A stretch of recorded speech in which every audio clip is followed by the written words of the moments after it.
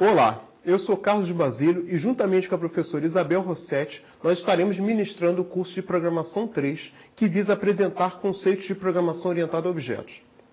Essa primeira aula será uma aula introdutória em que nós daremos a motivação para o curso, né? Uma introdução à orientação a objetos, envolvendo classes e objetos, que são conceitos fundamentais nessa forma de se programar. Apresentaremos também a linguagem Java, que é a linguagem adotada para esse curso. Falaremos um pouco de histórico, né, de surgimento, funcionamento, a maneira como ela funciona, ambiente de desenvolvimento, ou seja, ambiente de execução, e um primeiro programa já para termos um sabor, né, um contato já com a linguagem. Motivação. Primeiramente, orientação a objeto é conhecimento comum na área de computação. Professores, funcionários, todo mundo tem trabalhado, tem falado de conceitos de orientação de objeto como se fosse uma coisa comum. Então é fundamental para quem queira ingressar nessa carreira que conheça bem, que absorva bem os conceitos que vão estar sendo apresentados ao longo desse curso. E uma segunda motivação é o uso da linguagem Java. A linguagem Java é uma linguagem razoavelmente recente e que tem sido adotada por muitas empresas, por muitos ambientes de desenvolvimento. Ou seja, estar absorvendo esse conhecimento é fundamental para quem está querendo também entrar no mercado de trabalho. Bem, programação orientada a objetos é uma alternativa à programação procedural, ou seja, uma programação que você trabalha com procedimentos e funções, onde o objetivo é você modularizar o seu sistema. Exemplos de programação de linguagens baseadas em programação procedural é a linguagem C, a linguagem Pascal. No caso da programação orientada a objetos, ou POO, o objetivo vai ser a modelagem de um sistema ou de um problema através de objetos e suas interações com o mundo real. Isso é o fundamental. Exemplo simples. Eu digo para vocês que eu vou comprar um televisor. Você já sabe de antemão que funcionalidades aquele televisor, aquela TV vai oferecer. Por exemplo, eu vou poder mudar canal, eu vou poder conectar um videocassete, um DVD, ou seja, no objeto do mundo real, a gente já consegue antever tudo que a gente vai poder utilizar com aquele objeto. Essa aproximação com o mundo real é uma das defesas, né, de quem propôs a programação orientada a objetos. Agora apresentaremos um exemplo de interação entre objetos no mundo real. Por exemplo, num sistema bancário, nós temos um exemplo de interação entre um cliente do banco e um atendente de caixa. Um cliente de banco, por exemplo, pode querer fazer uma retirada.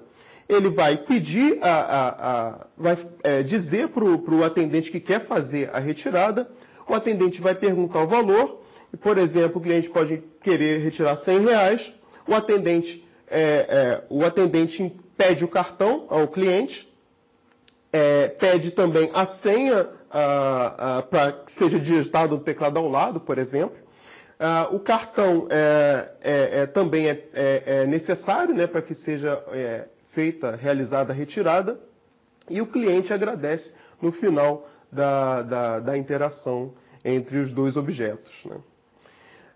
Na programação orientada a objeto, existe alguma situação inadequada entre um cliente de um banco, por exemplo, num sistema desse? Dois exemplos. O cliente pode não ter um número de conta. Faz sentido isso? Não, né? Porque o número de conta identifica o cliente para o sistema, identifica o cliente para o banco. Uma segunda situação, o cliente pode querer engraxar o sapato? Pode até querer, mas não vai pedir isso para um atendente de caixa. Então, esses são dois exemplos de situações que não devem ocorrer no sistema bancário. Ou seja, a gente já espera um domínio bem determinado de situações que podem ocorrer entre um cliente de banco e um atendente de caixa. Uma outra situação, agora com respeito ao atendente. O atendente pode se recusar a responder por estar cansado. Eu estou cansado, não quero atender o seu pedido. Não faz muito sentido. O atendente pode responder uma operação de saque com o valor convertido em bananas? Também não faz sentido. Ou seja, essas aí seriam outras duas situações que não são adequadas, né, num sistema bancário. Então, de antemão, a gente já sabe como um sistema bancário tem que se comportar. Conceito de classe. É comum esperarmos um comportamento padrão dos objetos conhecidos no mundo real. Como eu falei, do televisor e agora no sistema bancário. Ou seja, a gente já sabe de antemão o que pode ocorrer e o que não pode ocorrer numa situação normal. A este padrão, a gente dá um nome de classe em programação orientada a objeto. Ou seja, nós podemos ter a classe dos clientes de banco, a classe dos atendentes de caixa, a classe dos televisores, né, dos monitores de TV. Ou seja, podemos ter a classe de cliente de banco e a classe dos atendentes de caixa. A cada uma dessas classes é esperado um comportamento padrão, ou seja, é esperado um comportamento de uma situação que ocorre de fato no mundo real. Exemplo de classe. Para as classes de cliente de banco e atendente de caixa, por exemplo, o cliente de banco ele pode requisitar um saque, requisitar um saldo, querer saber o saldo da sua conta, requisitar um extrato, entregar um cartão ou, por exemplo, informar sua senha para uma determinada operação. Em contrapartida, um atendente de caixa ele pode perguntar pela operação que o cliente deseja, pode pedir o cartão, né, para realizar a operação, pode requisitar a senha e qualquer outra dessas interações que são naturais entre cliente de caixa e entre cliente de banco e atendente de caixa.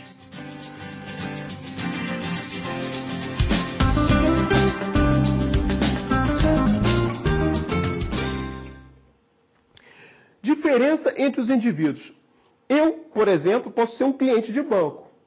Eu, sendo um cliente de banco, é esperado que eu interaja com o atendente de caixa segundo aquelas situações que a gente anteviu nos slides anteriores.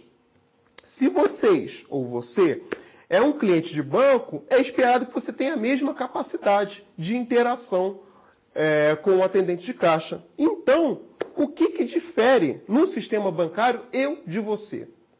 No mundo real, isso é muito simples, né? A agência e conta diferencia um cliente do outro, os seus dados cadastrais. Tudo isso diferencia o eu de você, nós sendo clientes, certo? Ou seja, é esperado também que, além das interações entre os objetos, ou seja, entre o cliente de banco e o atendente de caixa, é esperado que eles tenham características de maneira que eu possa distinguir um do outro. A essas características, a gente dá um nome de atributos da nossa classe, né? Então, o cliente de banco, ele pode ter como atributos o número da conta, o nome, o telefone. Enquanto que um atendente de caixa poderia ter o quê, por exemplo? Ele poderia ter, obviamente, ele tem um nome, tem um salário, tem um tempo de serviço, ou seja, o tempo desde que ele foi contratado pelo banco. Esses são atributos que diferenciam os atendentes de caixa.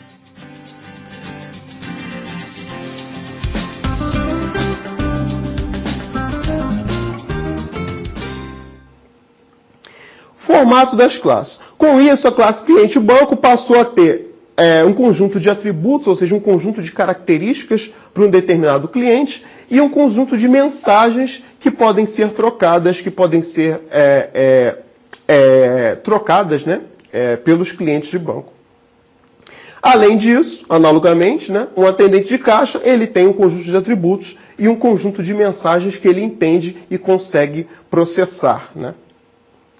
Conceito de objeto. Com isso, nós podemos ter os seguintes objetos. Por exemplo, que eu tenho uma conta 0001, um telefone 5555, você tendo uma conta 0002 e um telefone 3333. Esses são dois exemplos da classe cliente-banco que a gente visualizou no último slide. Ou seja, em programação orientada a objeto, cada exemplo desse também tem um nome de instância ou de objeto da classe. São os termos muito comuns que são utilizados em programação orientada a objeto. Ou seja, a classe é uma forma, é uma espécie de forma para a construção de peças. E um objeto, ele é uma peça que foi construída com essa forma, certo? Então nós temos a classe como sendo a forma e os indivíduos, né, como sendo as peças que estão sendo produzidas.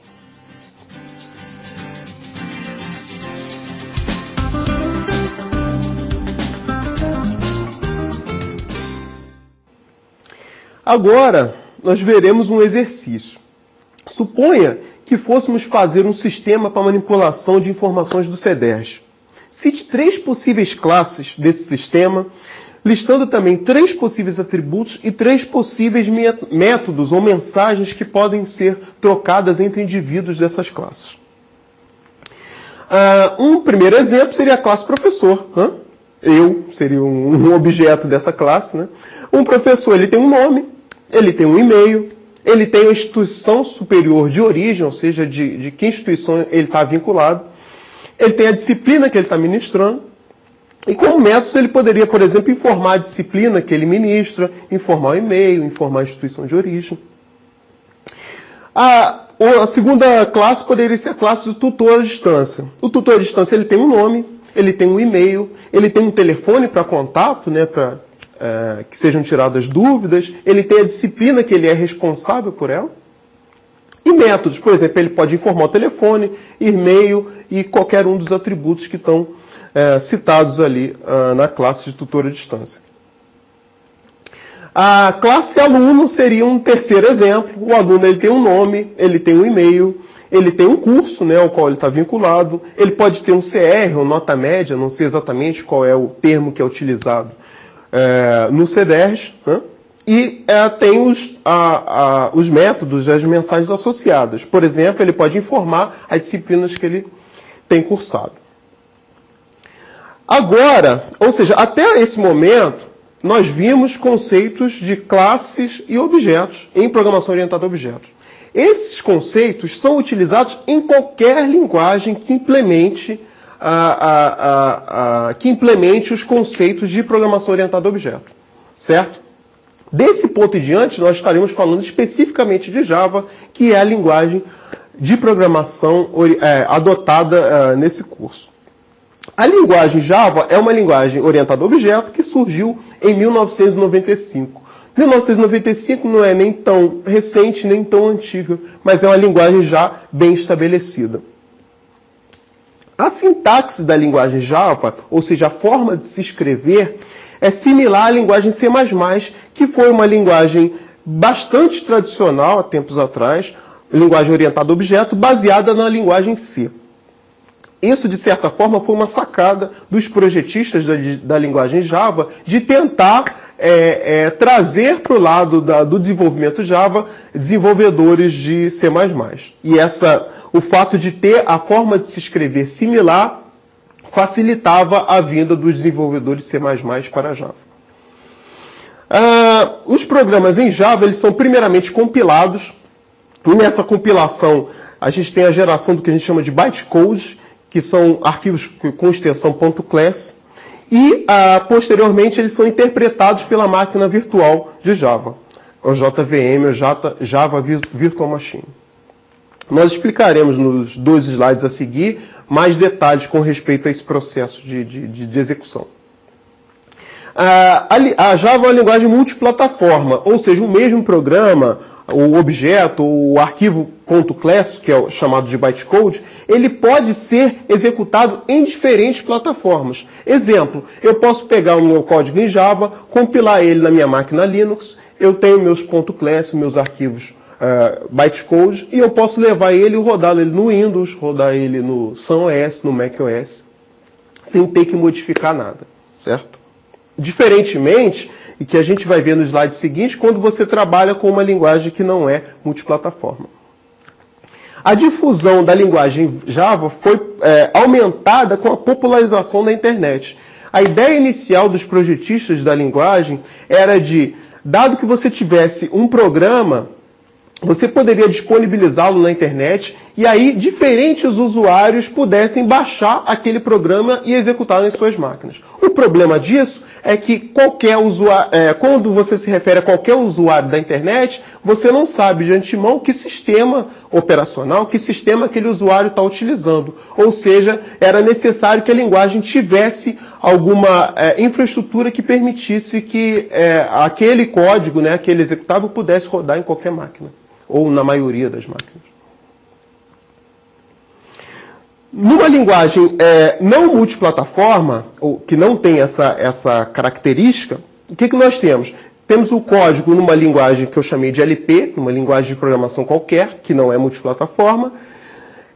Esse código ele é passado para um compilador no ambiente onde o usuário está desenvolvendo. Por exemplo, o usuário Linux usa um compilador dessa linguagem no ambiente Linux. A partir desse compilador é gerado um executável que pode rodar na máquina Linux. Se o desenvolvedor está no ambiente Windows, a mesma coisa. Ele usa o compilador dessa linguagem no ambiente Windows e aí ele tem o executável para ser rodado, né, na máquina Windows. No caso de Java, o que nós temos? Você tem o arquivo Java, o .java, ele é compilado, ele passa pelo compilador, e esse compilador gera um .class, que é o arquivo obj. Esse arquivo ele é igualmente executado pela máquina virtual no Windows e no Linux. Ou seja, você não tem o passo, você consegue aproveitar esse passo de compilação. Eu coloquei nesse diagrama o compilador como sendo uma única figura, mas na verdade você tem o compilador nos dois ambientes. Quando você baixa o ambiente de desenvolvimento de Java, você baixa juntamente o compilador e a máquina virtual, né? Sendo que, tanto para os sistemas, por exemplo, Windows, macOS, Linux, o compilador gera a mesma saída, gera o mesmo formato do arquivo obj. Agora, nós falaremos sobre os ambientes de desenvolvimento de Java. Existe uma gama tremenda. Eclipse, NetBeans, JCreator. Entretanto, não utilizaremos nenhuma dessas ferramentas mais pesadas, por vários motivos. Primeiro, adotar uma ferramenta dessa num curso introdutório exigiria de mim ter que explicar o funcionamento de cada detalhe dessa ferramenta e, de fato, isso não é o foco do curso. O foco do curso é informar, dar o embasamento da programação orientada a objeto. E esse embasamento você vai aproveitar em qualquer linguagem, para qualquer linguagem que utilize, que implemente os conceitos de orientação a objeto, e não especificamente de Java. Com isso, nós iremos trabalhar com um ambiente de desenvolvimento mais simples, que é a linha de comando, é o prompt. 3 motivos para isso. Utilizar a ferramenta específica insere complexidade, esse detalhe da gente ter que explicar os detalhes do funcionamento da ferramenta. Aprender um ambiente de desenvolvimento não é o foco do curso, como eu falei, o foco do curso é passar os conceitos de orientação a objeto e praticar a essência do desenvolvimento em Java. Nós estaremos compilando o arquivo, gerando o .class e aí sim chamando a máquina virtual para a execução desse arquivo objeto. Entretanto, no site da Sun, nós conseguimos uma série de informações, como baixar o ambiente de desenvolvimento, uma série de tutoriais que ensinam muitas coisas sobre a linguagem. Então, para quem quer se aprofundar no desenvolvimento em Java, esse link aí, que é o link da Sun, é um link essencial, fundamental. Nesse link, nós podemos baixar o ambiente de desenvolvimento, que é o JDK, escolher no site onde você faz o download, o ambiente, o kit, dependendo do sistema que você estiver utilizando, instalar em algum ponto, em algum diretório na sua máquina, verificar se algumas variáveis de ambiente estão setadas. Isso tudo já está descrito no instalador, no JDK, que é o que você vai estar baixando para o desenvolvimento. Entretanto, no CDERJ, no DVD, já vão ter tudo que vocês precisam para poder acompanhar o curso. Ou seja, já vai ter a máquina virtual, vai ter o compilador, vocês não precisam baixar nada. Essas instruções seriam a mais para quem quer instalar numa outra máquina ou continuar no desenvolvimento em Java. Primeiro programa, muito simples. Uma classe chamada de classe principal. Aí, na verdade, eu já estou dando a sintaxe, a forma de se escrever em Java. Esse é um código simples, eu não vou dar tantos detalhes nessa primeira aula. Nas aulas seguintes a gente vai ver o significado de cada um dos termos que aparecem nessa descrição, aí, nesse código. Mas basicamente a gente está definindo uma classe chamada principal, e essa classe tem dentro dela um método main, que é o método que inicia qualquer aplicação em Java. Ou seja, para qualquer aplicação que você vai desenvolver, em algum momento você vai ter que definir um método main, que é o método de onde a execução da sua aplicação vai iniciar, certo? E dentro desse método main, a gente tem um comando aí, o println, né, println, dentro de um pacote. Isso tudo vai ser dado com mais detalhes à frente, mas que imprime na tela da saída essa mensagem Alô Mundo, que é um programa clássico aí para quem inicia em qualquer linguagem de programação. Como nós iremos compilar esse programa? Aí vocês têm também um botão para já abrir no editor esse código, e vocês já podem salvar esse código na máquina, no diretório de preferência, por exemplo, no diretório de trabalho, na sua própria máquina. A partir disso, nós teremos que salvar esse código com algum nome. Primeira lição, no desenvolvimento em Java, a classe, ela obriga, o arquivo tem que ter o mesmo nome da classe. Ou seja, nós definimos uma classe com o nome principal, o arquivo vai ter que ter um nome principal.java. Isso é uma primeira regra.